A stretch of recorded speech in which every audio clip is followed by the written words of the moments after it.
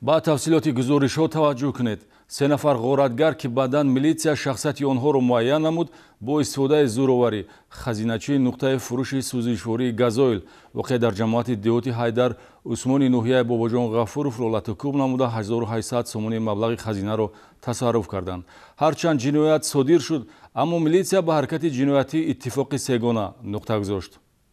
Нуқтаи фурӯши сӯзишвории газоил воқеъ дар кӯчаи Фатҳулло Ахмедови ҷамоати деҳоти Ҳайдар Усмони ноҳияи Бобоҷон Ғафуров мавриди ҳамлаи ғоратгарон қарор гирифт. Санаи 20 октябр тахминан соати 4:45 дақиқа омаданд, заданд, бурданд. Нишондод додааст хазиначии нуқтаи фурӯши сӯзишворӣ Абдусамад Ҷураев.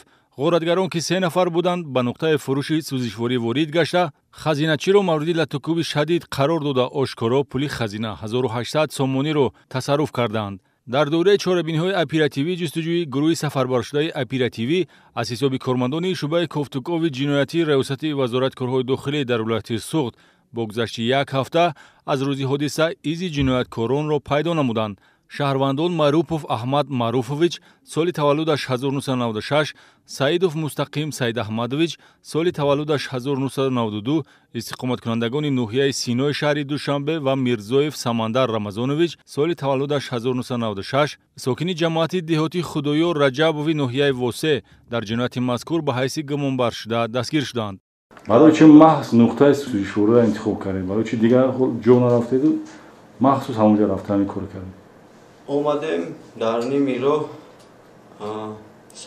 Самандар ки ҳамун заправкаро диданд, ба мустақим бахлашка гирифту гуфт ки ман мерам мебинам, гуфт ҳамун синява гуфт бахлашка бурам бензин барои бензин пурсид ку бинам кияй чияй, рафт дид ки ҳеҷ тоқа, баъд як зарфда чой додак шав, чой хӯрду, омад мустақим гуфт ки Саман омад гуфт ки худаш тоқа аст, баъд ҳамин гуфт ҳамин нақшашона гуфт ки ман даравӣ мекунам то будро, ман надромадаму мустақим давид омад.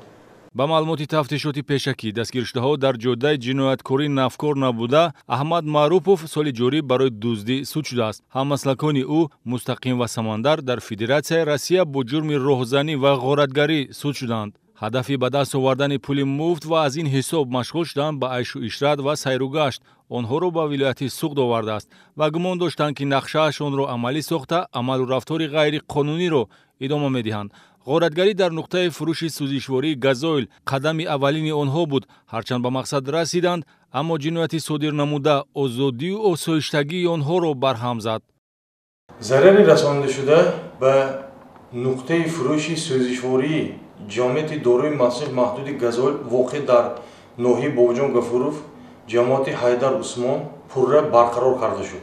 бояд қайд намоям ки 3 нафар гумонбаршавандагон ба нуқтаи фурӯши сӯзишвории газоил ворид шуда, ба хазинааш ворид шуда, посбонро зери латукуб ва шиканҷа қарор дода, аз он ҷо маблағи пули 1800 сомониро тасарруф намуда ғайб заданд. гумонбаршудаҳо ҳар кадоме вазифаи худро иҷро намудааст. назоратчӣ, ҳамлагар ва ғораткунанда се вазифаест ки онҳо байни ҳам тақсим карданд. маблағи тасарруфшуда низ ҳамин гуна се тақсим шудааст. اینجا سوما گرفتم وقتی که این چیز ثابت را دو شکایت میگید نازنم بیوبریم را دو شکایت شدم تو که بیوبریم нисбати иттифоқи сегона тибқи талаботи қисми 2 моддаи 248 кодекси ҷиноятӣ ғоратгарӣ парвандаи ҷиноятӣ оғоз карда шудааст. меъёри моддаи мазкур ҷазои ҳабсиро аз 5 то 10 сол пешбинӣ намудааст, яъне ҳар кадомеро ҷазои сазовор интизор аст.